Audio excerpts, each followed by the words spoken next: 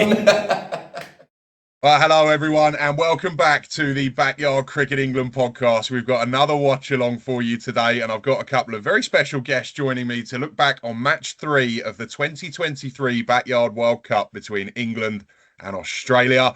Riley Cornforth has joined us all the way from Sydney, and James Crowther, who is on his way home at the moment, but has joined us from the England boys side. What did you make of Joe Severi, Crowther? My memory is that he was a player who surprised us a bit. He was a bit better than we probably expected, wasn't he? Yeah, I think obviously looking at videos, they had some real talent and we were really aware of that coming in. But I think it's fair to say we thought he'd be someone we'd be able to knock over probably pretty easily. And yeah, he definitely proved us wrong. And maybe not in this game, but yeah. In general across the tour for sure. What are your memories of the early stages of this game, both of you, Riley especially? Because my memory of this is that we in the field were outstanding, I thought, in this game. And we bought a lot of wickets like that. But obviously here, 26 for 1, there's no real warning signs of what's about to follow here. So are you feeling fairly relaxed at this point? Yeah, so I think I came in at 5. I was about 5 or 6 in the World Cup, so at this point, I was sitting there relaxed. My bat was all the way over there. So, but it seems like all the time we would lose 2, 3, 4, and I was quickly rushing, and I felt like I was rushing to get out there. But I'm very surprised to hear that you guys didn't expect much from Joey, because I feel like he's one of our best players. Hey, wait! Oh, there's another one. I gave away, Ricky. My memory of that. Yeah, my memory of that is just shoving Ricky after I caught the ball. I was just really pumped coming into this because I felt the week before we let ourselves down, and therefore you can see that in my body language coming in. I mean, obviously skill wise, I'm not bringing much to the table bowling, so I'm just trying to get it down and hopefully not get pummeled for 6 or 4. I feel like we lost so many wickets. Oh, that's a good catch. It's a great catch. Yousaf was all over Brendan in this tournament, wasn't he? I think Yousaf was near unplayable at times. He bowled unbelievable. Some of those out the back of the hands. He was accurate. That's a great catch. Wow. Really good catch, that. Right. Talk to us about this, Riles. Nowhere near it. I remember being about this far from the ball. The ball moved about that far. I remember feeling it smash my leg, and I was like, "Oh, like that's a great ball." And I look up and User all in my face. I'm like, "What's going on?" Well, I don't know. Maybe Crowther can corroborate, but my memory of this is that we were all absolutely certain this was out. Look how! Oh my god! You see, I'm like, oh yeah, missed that one off the leg. And I think you were right. To be fair, this is the one, the slow mo. I think that does hit your shorts. There you go. Look at that. But can you just talk to us about this bat throw quickly? Because this might be the worst bat throw I've ever seen at a cricket game. That has gone nowhere. Double-handed bat throw. Well, it's no Sam Dennis, is it? Small. I'm not going to throw it over to my own teammates. I had to keep it nice and discreet. It was either going in the grass or at the umpire's head. So we could see that. Especially, I was so surprised at how good of a fielder he was, to be fair. Mate, it surprises everybody. He doesn't look like he's going to be a good fielder, does he? No, he was. But I think, he stops a few here. I think he stops about 4 in and over here. I should say for him, to be fair, he has been in the past a semi-professional goalkeeper in football, so he's more agile than he looks. Right. There he is again. Jesus Christ. Yeah, I mean, honestly, some of the catches you see him take on a Saturday or Sunday, and he flies through the air. Obviously, when he lands, the ground shakes a bit, but it's like the movement in the air is incredible. Crowther, tell us about this man, Gerps. I thought he bowled brilliantly in this tournament. What were your memories of Gerps' bowling? I actually remember, I have a very vivid memory of I think it was you and Rick sitting him down and basically telling him to bowl faster and stop tossing it up. And I think week on week, that made an enormous difference. Like when he came back the second week, he was bowling these fizzing deliveries, a decent nick, and obviously Gerps rips it a mile. So, if you're bowling at a decent pace and you're ripping it a mile, it's really hard to play. And it doesn't surprise me that the guys struggled more against him this time round than maybe the week before, where he was tossing it up a lot, and you had time to come down the pitch and just sort of back past him, I suppose. I remember you guys singing at this point. Yeah, I really enjoyed that, and I guess every player's different, but it was noticeable there were certain players, and I was one of them, who whenever the crowd sung a song about them, the next ball went for 4. I thought it always helped me hearing the boys sing and hearing the boys create the atmosphere. I would always get the next one well after that. But what did you think of it, Crowther? Because you had songs about you as well. What did you make of it? It was a real intentional thing, right? So coming into the week, we were like, we need to get, at times out there it's really hard, it's really intense atmosphere. Obviously the crowd is entirely Aussie, so like we need to feel like we have a bit of a presence in there. And then when you're batting, maybe you don't feel like you're on your own because you've got everyone sat there singing. So look, for me, I loved it when I was batting, and then when I wasn't batting, I tried to always get everyone up for it and get behind whoever's batting. Just saw you shake your head there, Riley. I feel like we set you up so perfectly for this wicket, and well, he did, because Bolling had a word with me the over before and thrown a couple at the stumps, and Brendan brought him straight on, and I fell for it hook, line, and sinker. Full toss, got lucky. And this is the moment that changed this tournament a little bit. This is the first time we brought out the Maybury song. Riley, your face is a picture here that in a moment, this is brilliant. Bottom left of your screen, you're about to come in when we sing this song, Riley. Tell us about this, because your face is brilliant here. This shocked me. I was not expecting this to come in. Look, I think you can see me here, and I think I hear it. There we go. I'm like, you got Brendan in the background with his hands on his head as well. It was so good. And I think we all knew, but I think we were worried as well, because we knew that I think he bowls another crap ball there. Yeah. You can get in his head so easily, and we knew that, and we were trying to tell him, we're trying to don't get sucked in by it, because you're gonna lose your head.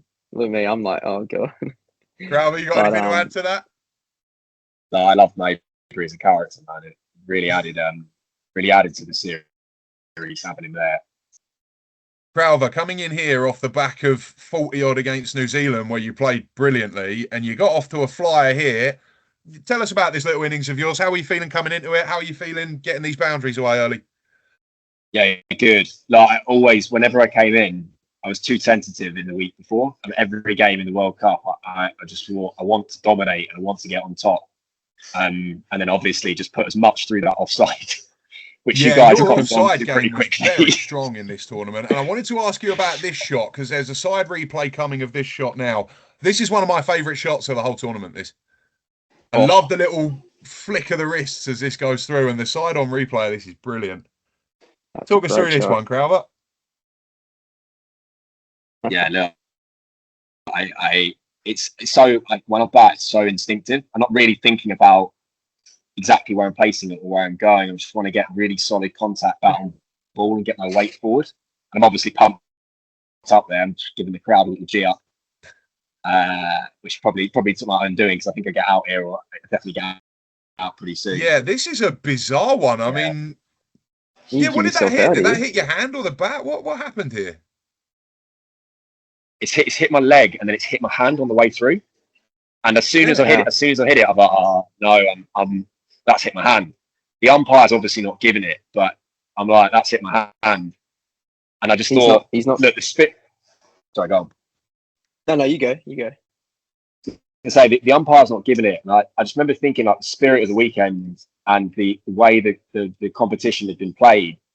I was like, I should walk here, and it just felt like the right thing to do. And it doesn't pick up on the video, but at this point, you're getting a bit of stick from the crowd here, aren't you, Riley? Yeah, I'm getting told that my bowling is shite and then clean bowling. Love the celebration as well. That must have been a good moment for you, that. Oh, that feeling was so good, because I actually, to be fair, I was sitting because the run-up's behind the house, and you can't really, and I'm standing behind the house, and I remember looking up there, and and I'm like, I'm telling myself I got to do something here. And I don't know what shot Ricky was playing there. Well, that's what I was going to say. From an English perspective on this, obviously it's a great moment for you, but from our perspective, the thought is just, what was he doing?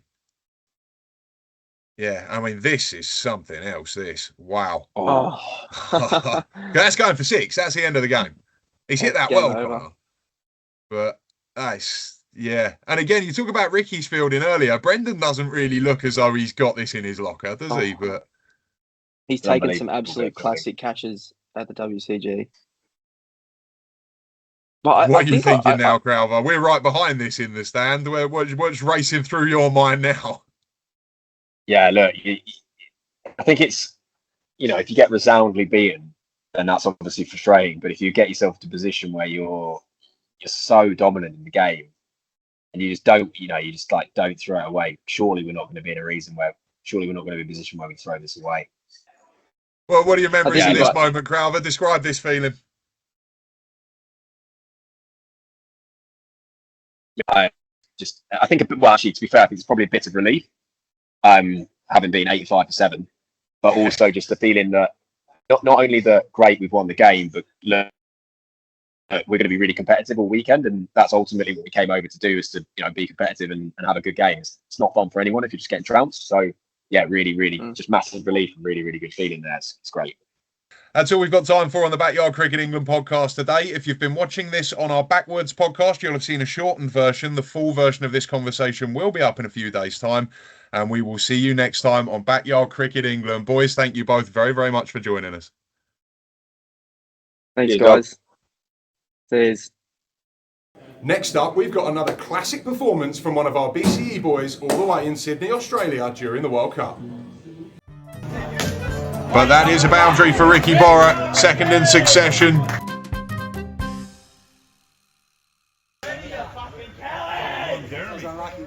Well, Skipper, what are you made of? Good record. Outstanding record, in fact. The all-time leading Test run scorer for England in backyard cricket. Made no impact on the first innings, largely because of an outstanding piece of work from Harry Dean. But he is up against it here, Ricky Borat. His team in desperate need of something from him. Logic to finish is over. Left alone. 6 down, 15 for 3. Australia rampant. Never particularly looks flustered, Ricky Borat. If he was, he wouldn't show you. Oh, he's had a bit of a prod at it. He'll take the single. I think it was off the toe. But Borat's off the mark. 10 deliveries in for him. 16 on the board for England now. 243 the deficit. Already signs here that they're looking to be a bit more front-footed. And that's in the gap. That's 4 runs. First boundary for Borat. Didn't sound like a clean connection off the bat, but he's so powerful. Well, he has hit it pretty well, actually, to be fair to him. Right in the gap. Coco Arnold starred with the bat. What has he got with the ball to the England captain? Oh, it's a misfield and 4. Well, Pasterfield has taken that straight out of Arnold's path. Daniel Arnold again. Ooh, first misstep from Ricky Borat. He's looked good in the short time he's been in. That's his first error. Wonder how the umpire would see that. Oh, that's a slower ball and another misfield. Well, this is encouraging signs for England. A couple of errors creeping into Australia's game. Punch off the back foot from Borat. Hit it pretty well. And clipped. And again, it's gone for 4. Well, things just getting sloppy for the Aussies. They're still well on top of this, but Ricky Borat just building some momentum. Just a flick. He's not really trying to get it for 4. Have they been drinking? And as you might expect, it looks as though it's going to be Justin Brooke. And as you might expect, he's still giving it to the crowd and to the England players. But he has had a terrific game, to be fair to him. He's run his mouth all day, but he has backed it up on the pitch. He's been excellent. A lot of work left for him still to do, mind you. Borat in his way for the moment. That's a good nut. Borat's played inside of that. I don't think it's a genuine play and miss. He's played inside of it to cover it coming back in. Might have been surprised by the bouncer touch, though. That's really come through. Always makes things happen, Justin Brook. Never a dull moment when he's involved. Oh, that's off the boot. Half an appeal, but A, it's off the boot. B, I don't think it's carried to the side net, to the back net. Borrett in command of it so far, but Justin Brook is probing and prodding and teasing, and a good bounce up. Good bounce up, good over from Justin Brook. And this is something we've highlighted for England in that first rotation, the first 10 overs. Have a look at each ball of the over, and you can see where they're going wrong. First and last ball of the over, the key deliveries, some would say, in each over. One scoring shot in 20 attempts. They're not putting pressure on at the start of an over, and they're not leaving Australia with pressure on at the end of an over. But that is a boundary for Ricky Borrett, second in succession. Just as our camera cut off there, you missed the ball before where he pumped that white down the ground for 4. He's done it again here, back to back to start the over. Oh, good again from White. Good pace, good carry. But around the wicket, different angle, different run-up. Australia maybe feel they just need a ball turning away from Borrett's bat.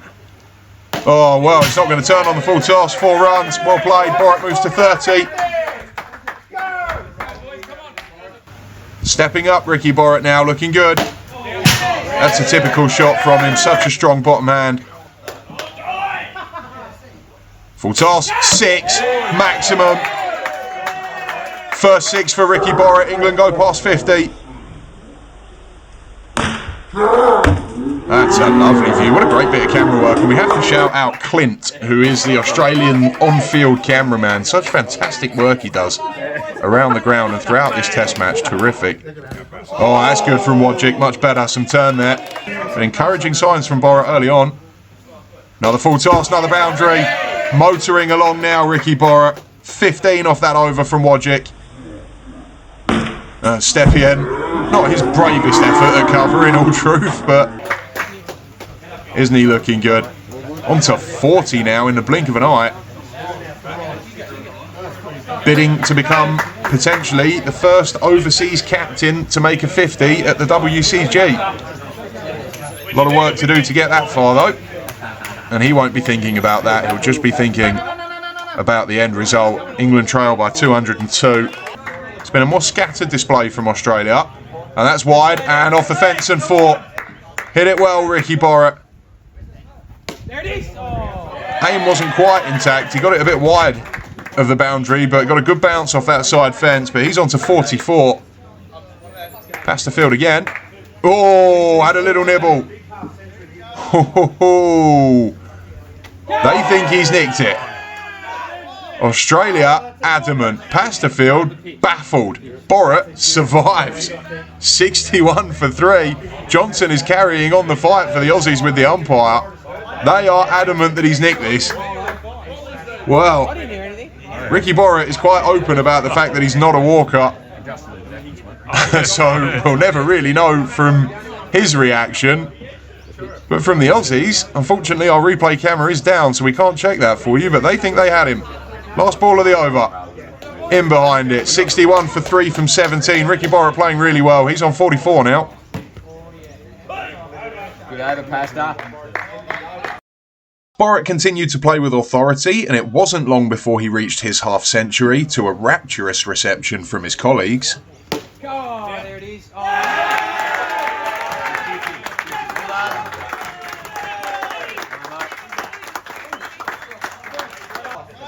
The Farnborough-born batsman enjoyed a massive stroke of fortune shortly afterwards when Australia felt he'd popped a catch to cover off Harry Dean. Borrett argued the ball has hit his leg. The evidence suggested otherwise. Not out, the umpire's verdict. On the captain went and showcased his punch and power all around the wicket. A maiden backyard century seemed imminent until a lapse in judgment off the bowling of Johnson put a premature end to his charge for a worthy 75. Appreciated by both English and Australian alike. Now, as we revealed previously on the Backwards podcast, the BCE boys are heading to Luxembourg for the first ever backyard cricket series to be played between the two nations, and this is a brief explainer of how it's all going to work. Jo, moin, wir sind Optimist Cricket Club hier in Luxembourg und wir sind der nächste Stopp von Backyard Cricket. Richard, Will, you want to translate that for us? Yeah, that was Luxembourgish, local dialect, and he was just saying, "Welcome, welcome to the Optimist Cricket Club, and we're looking forward to being the next stop for backyard cricket." The series will take place at the gorgeous Optimist Cricket Club in Luxembourg, the leading club outfit in the country, and will be played over 5 matches. First, the sides will contest a 2-innings backyard test. This is England's specialist format, and the BCE boys will be expecting to begin their tour on a high. This is followed by a range of limited overs matches, including our first ever 50-over international, as well as 2 2020s, and finally a series concluding 10-over showdown. The Optimists are the reigning national champions in both of the 2 shortest formats, so should provide formidable opposition. Each game will be played with 10 players per side and follow standard backyard rules. This means, among other things, that LBWs only apply if no shot is offered. Any ball struck over the fence will be out. And of course, the balls used will be full and half-tape tennis balls. We're also delighted to say that our friends at Power Play Sports will be sponsoring the BCE team for this trip. Big thank you to Ali Pervez and his team down in Red Hill, Surrey, and please be sure to check out their socials in the description below. The England squad for this tour will be revealed later in this podcast series, but one man who will be hoping to make the trip is Yousaf Sharif, and that's who we'll be hearing from next. Hi, I'm Yousaf Sharif, and this is my backyard cricket winner stays on. Harry Dean or Jake Butler? Harry Dean. Harry Dean or Sam Dennis? Harry Dean. Harry Dean or Daniel Arnold? Harry Dean. Harry Dean or Shane Louis from New Zealand? Harry Dean. Harry Dean or Rob Maguire? Rob. Rob Maguire or Matt White? Rob. Rob Maguire or Mickey Mabry? Rob. Rob Maguire or Brendan Scott? Brendan. Brendan Scott or Ricky Borrett?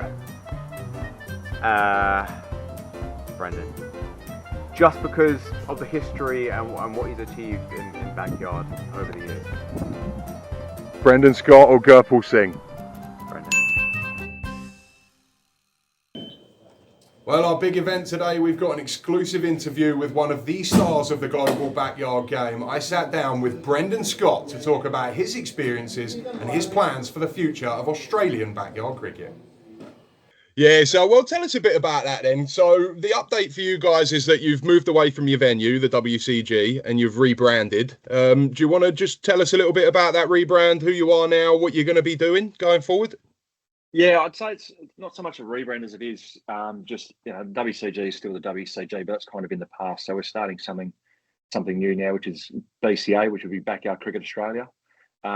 Still in the works of finalising playing areas and it's going to be a more portable kind of pop-up setup moving forward, which will be more versatile. Means we can play in kind of any kind of weather and play 12 months of the year, but it's still in the works. And yeah, watch this space. Probably will be up and running in the next couple of months. Yeah, but yeah, there's some. You've probably seen that in there. You got what have we got? These ones are from when we played the Kiwis in 2019. A couple of T21s. You can see your one day. Yeah, that's us from the World Cup. Yeah, you got Kiwi World Cup one, and we've got a few others on the wall around here. So now some great memories from what was a decade of WCG, and although it's kind of come to an end, it should be celebrated because it was a great time, and it's going to the lessons and the memories. And it'll carry over into this new venture as well. Yeah, definitely will. And obviously the memories, like I say, we've been there and had our sort of WCG experience and we loved it. I mean, it was a special place. Do you have like a favourite memory of your time there? Is there one thing that pops into your head when you think of the WCG? Oh, look, it's hard to go past probably the international matches.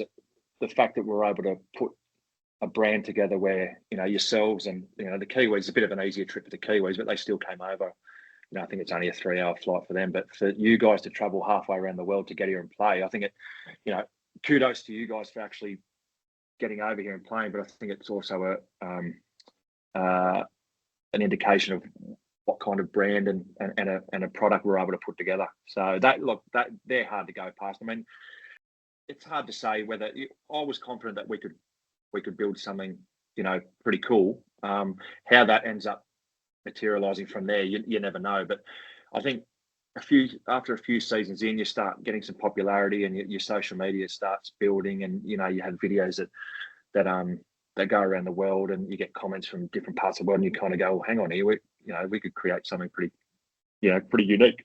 And sure enough, we're able to get the Kiwis over, and as much as we were able to build something, it doesn't happen without you guys and the Kiwis coming over and actually, participating. And it's a lot of time, resources, and obviously money to get halfway across the world. So I guess no is probably the answer from the start, but I was always confident that we could build something cool, and however that materialized was going to be up to the gods, really. And sure enough, we got a couple of international tours out of it. So once you're kind of missing a few of the key players, and look, you guys play on a different surface to what it's one thing watching the WCG, and it's another thing being able to compete on it. So I remember myself and Matt had a chat that first morning. We generally you win the toss and you bat at the WCG, but we kind of said, well, look, why don't we stick them in and see how that works? And sure enough, half an hour later, we were all out.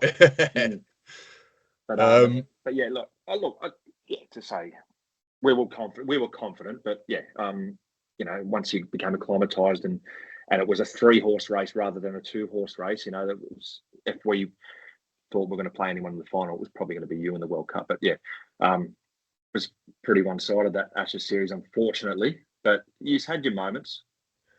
Yeah, especially for you guys to win it as well, the world champions. You're the World Cup winning captain now.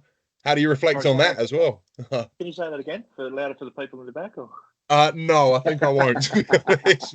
I think it was because I think you guys beat us every match throughout the pool phase. I think. Yeah. We were probably the best team in the group stage of that tournament. I have to say, we were the form team. You definitely were the best team. So I think there was one of the great games. Ricky won it in Super Over. That'd have to be up there as one of the greatest games ever at the WCG, let alone that tournament. I mean, I was going to ask you about that game because some of our boys came back from that trip saying that's possibly the best cricket game of any kind that they've ever played in. Oh, that's of any kind at all. It was something else, that one, wasn't it? There's a big shout to say that's the greatest match ever played at the WCG. It's definitely probably in the top 5 that I can think of. But yeah, you guys were the best team, and we really had to fight to kind of get the business done. Who impressed you in our team? The ones I'm thinking of would be Yousaf Sharif and Gurpal Singh. But would that be the same for you? Oh, I think you as a unit were pretty good. I mean, yourself with the ball. I go back to the limited over series of the Ashes. I remember you getting Daniel Arnold with the first ball, the first T20, and you guys were better. You guys had us on the ropes a few times. Oh, actually, from memory, in that first T20, you had us, 4 for shit, and that was the one that got away. That one, yeah. So I think there were glimpses in that series, but no, I think you were better as a unit. You were just more up. You were behind each other a bit more. Yourself with the ball, Ricky with the ball, Ricky with the bat throughout the whole, 2 weeks was fantastic. As you mentioned, Yousaf was fantastic with the ball. He was just about unplayable during that World Cup with the ball. I mean, you can make a highlights package of how many plays and misses, even during the Ashes, but during the World Cup, the amount of plays and misses. I mean, I'm surprised you didn't kick the stumps over in frustration. But no, you guys were just great. You took your catches when the opportunity presented itself.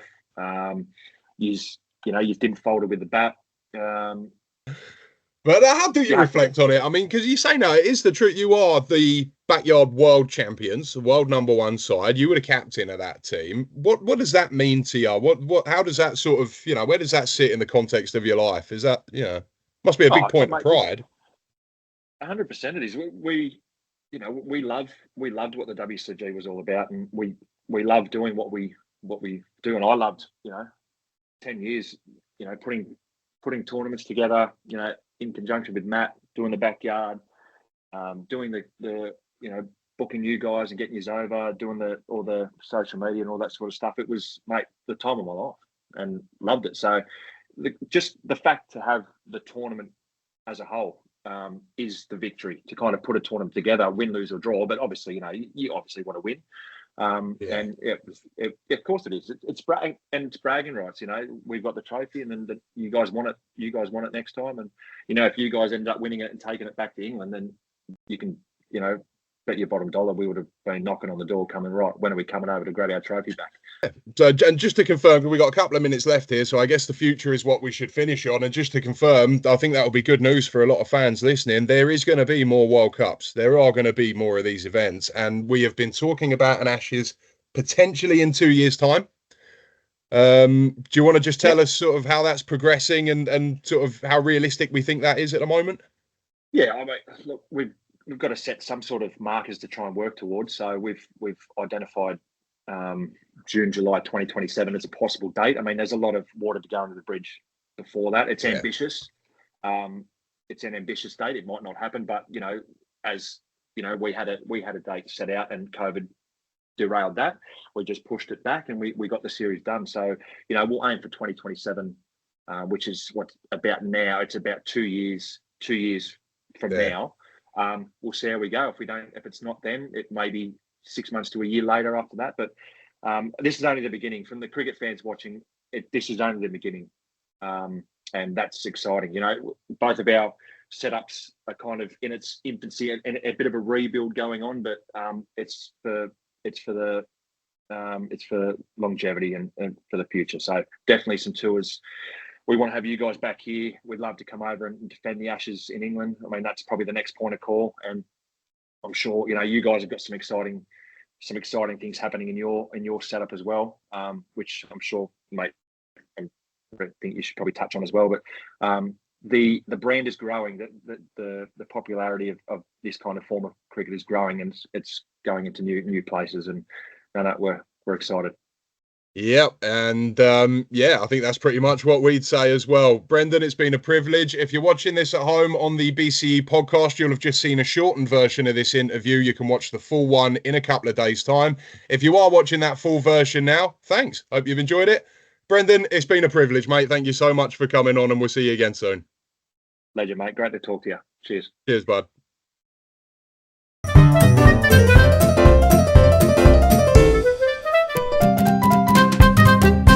What is this peasant stuff? Come on.